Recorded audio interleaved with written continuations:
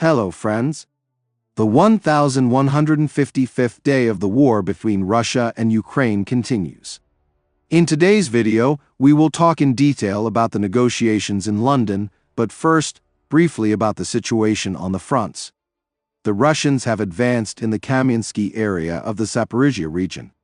To the east, there are positional battles in the area of Molotokhmachka, where Russian troops have consolidated their positions on the southeastern outskirts of the village and the territory of a former brick factory.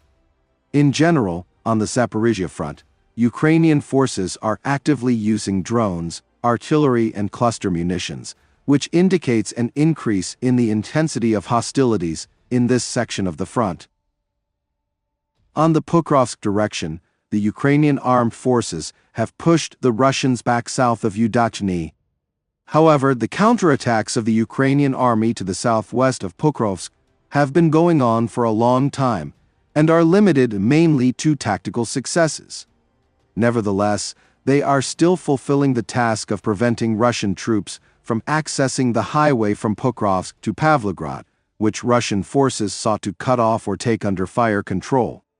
At the same time, Ukrainian military telegram channels write that the Russians are actively attacking in the direction of the Dnipropetrovsk region southwest of Pokrovsk.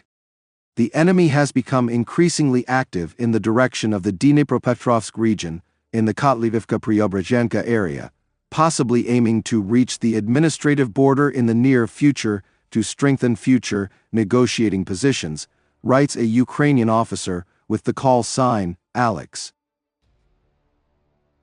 So today, negotiations on Ukraine were supposed to take place in the British capital, at which the United States planned to receive a response from Kyiv and its European allies to Trump's peace proposals. And in case of refusal, they threatened to leave the negotiation process. At the moment, it looks like these negotiations have failed. At least, they have failed in the originally planned format.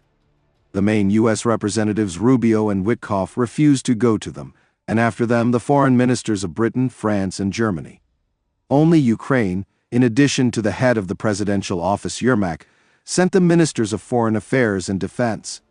Moreover, yesterday it was planned that the Americans would be represented by Trump's special envoy Keith Kellogg. But as a result, Yermak published a report on the meeting, from which it followed that there were no U.S. representatives at the meeting in London. The main reason for what happened was the refusal of Kyiv and probably the Europeans to support the key points of Trump's peace plan. Many Western media outlets wrote about this plan today, citing sources. The American publication Axios laid it out most fully. What does Russia get under Trump's proposal? De jure recognition by the U.S. of Russian control in Crimea. According to some media outlets, such recognition is required from Ukraine as well, although most write that this is not the case, and Kyiv is simply required to take note of the American recognition. Trump himself later confirmed this. De facto recognition of Russia's seizure of almost the entire Luhansk region and parts of the Donetsk, Kherson, and Zaporizhzhia regions.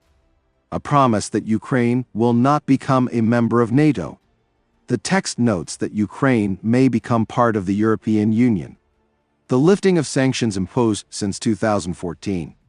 At the same time, the versions of whether only American or also European ones differ. However, the media write that the European Union has already refused to lift the sanctions. Expanding economic cooperation with the United States, especially in the energy and industrial sectors. What does Ukraine get? A reliable security guarantee, including a special group of European countries and potentially also like-minded people from non-European countries. That is, this is presumably the point about peacekeepers. Earlier, the media wrote that there could be two peacekeeping groups, one consisting of Europeans, which is introduced to the rear, the second to monitor the demarcation line. It could include Ukrainians, Russians, and representatives of a third non-NATO country. The return of a small part of the Kharkiv region to Ukraine. Judging by the clarifications of other media, we are talking about the areas of Vovchansk and Lipsy, where Russia has had a small bridgehead since May last year. unhindered passage of the Dnipro River, which flows along the front line in the south of Ukraine, compensation and assistance for the reconstruction of Ukraine, although the document does not specify where the funding will come from. Axios also confirms information from other media outlets that the Zaporizhzhia NPP will come under U.S. control and electricity will be supplied to both Ukraine and Russia. The document mentions an agreement between the U.S. and Ukraine on the supply of minerals, negotiations on which are expected to be completed by Saturday. The day before, Trump promised that a peace agreement could be signed by the end of this week, or at most by the end of the month. And the Americans' tone was generally optimistic. However, yesterday evening, Rubio and Witkoff suddenly announced that they would not go to London. They did not explain the reasons, but the American media wrote en masse that Rubio refused to go immediately after Zelensky's comments on Tuesday evening.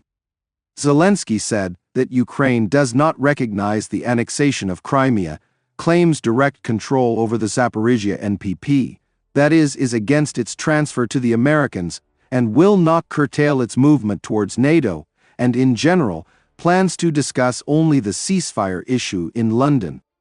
And only if a truce can be reached first, then only after that is Ukraine ready to discuss all other issues.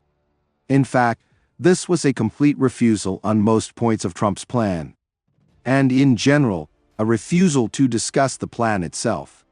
Therefore, the U.S. representatives refused to go to the meeting, as almost all Western media interpret it.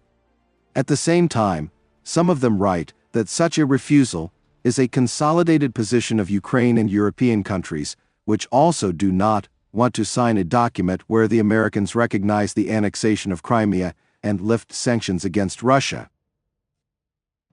Western media write about Kiev's negative reaction to Trump's plan. This plan would be a bitter pill for Ukraine, since it will lose territory without receiving any clear guarantee of U.S. security. Officials in Kyiv said that they are skeptical about progress in concluding a peace agreement, writes The Telegraph. A source close to the Ukrainian government told Axios that Kyiv considers Trump's peace proposal extremely oriented in favor of Russia. The proposal very clearly states what tangible benefits Russia receives, but only vaguely and generally states what Ukraine will receive, the publication reports. Why did Kyiv react so negatively to Trump's plan, and what will be the consequences?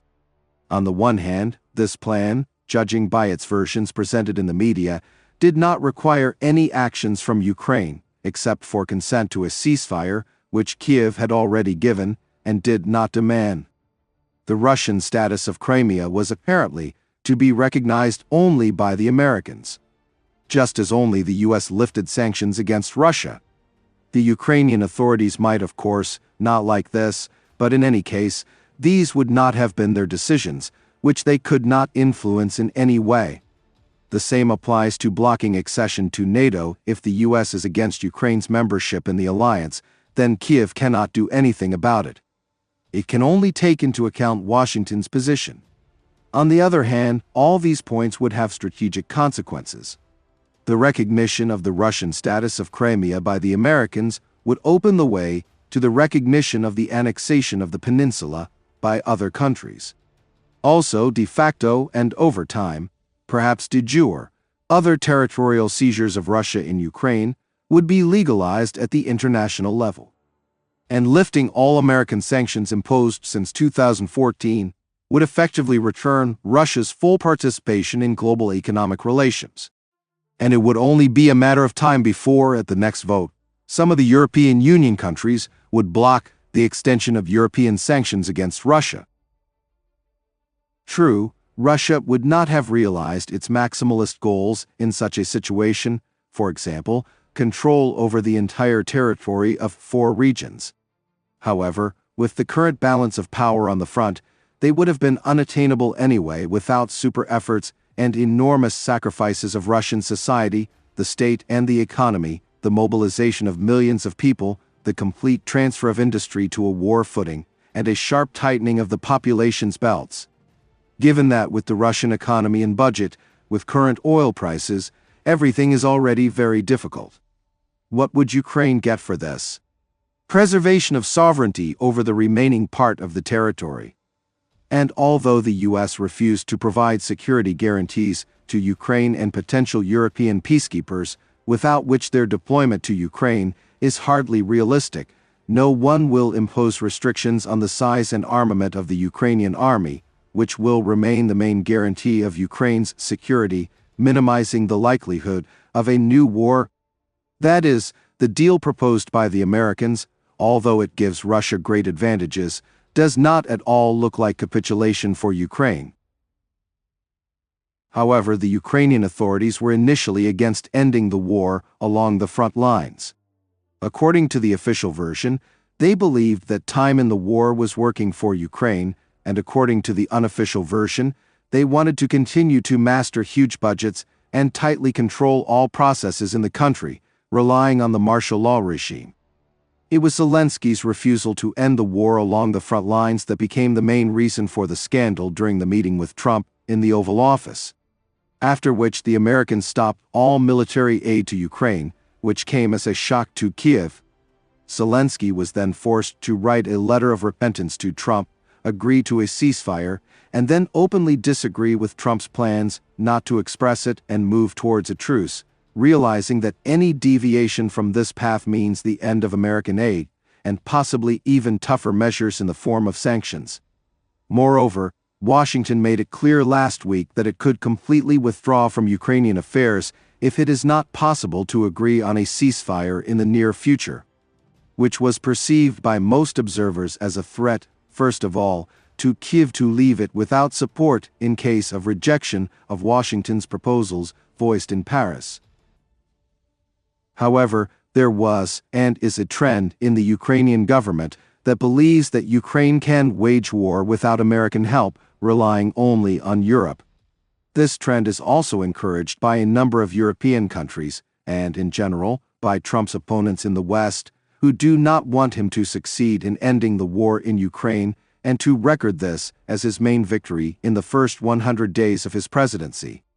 And they are now using the unpleasant moments for Kyiv contained in Trump's plan to convince Zelensky to reject Washington's proposals and continue the war.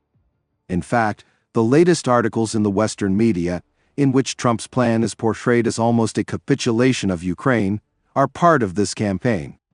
True, there are huge doubts that Europe will be able to replace American support and generally provide any serious assistance, which the Europeans themselves, by the way, openly admit.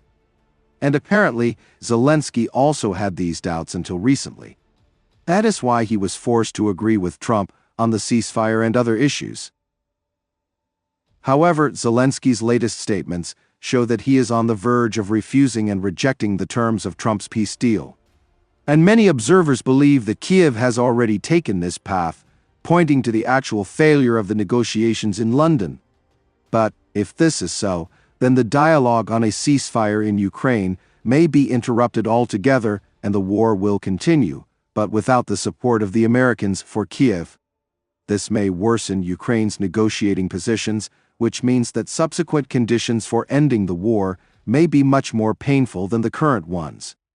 Given that, if the breakdown occurs due to the Ukrainian government's refusal to support Trump's plan, and this is how it looks at the moment, then there is a possibility that Washington will continue to restore relations with Moscow without paying attention to the war in Ukraine, including, for example, lifting sanctions or even recognizing Crimea as Russian.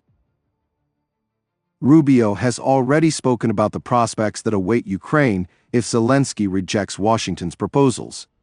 He said that in this case, Kyiv will receive tougher peace terms from Russia than would have been under Trump's plan. If the US-led negotiations fail, Ukraine may find itself in an awkward position in the future and receive tougher peace terms from Russia, the Secretary of State said. Ukrainian experts are also talking about the same dilemma. According to political scientist Oktasiuk, Zelensky has two options. The first is to accept unfair and humiliating peace terms, but preserve the lives of Ukrainian citizens and the sovereignty of the state. Take a break to recover, modernize the country, hold elections, complete reforms and join the European Union. The second is to continue the war of attrition with Russia for European money, but without the US. At the same time, Donald Trump will engage in sabotage against us. As a result, we will have to lose even more men, infrastructure, and territory. And in 6 months, a year or two of hostilities, receive even more humiliating and unfavorable peace terms. The same was stated by the former advisor to the presidential office, Arestovich. He believes that Ukraine should agree to lose territories along the front line. Why should we give up 4 regions? For one simple reason, because in 6 months or a year, you will give up 6. If you are not smart enough, you will give up 8, Arestovich said. Therefore, it is still not worthwhile to say for sure that Zelensky has rejected Trump's proposals. Another thing is that he will now try to get at least some concessions from Trump or try to strengthen his image as a defender of national interests within Ukraine, but refusing Trump's conditions could put him in an even worse situation than he is now.